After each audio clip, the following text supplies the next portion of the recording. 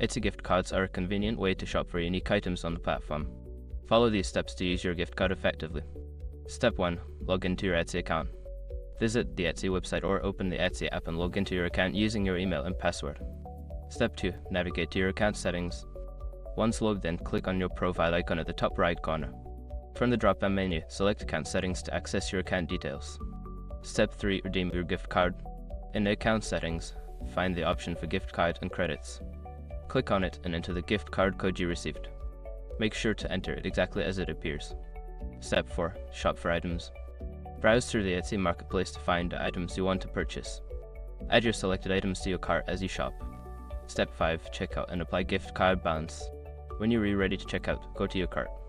On the payment page, you will see an option to apply your gift card balance. Select it, and your gift card amount will be deducted from your total. Now you are ready to enjoy your shopping experience with your Etsy gift card. Happy shopping!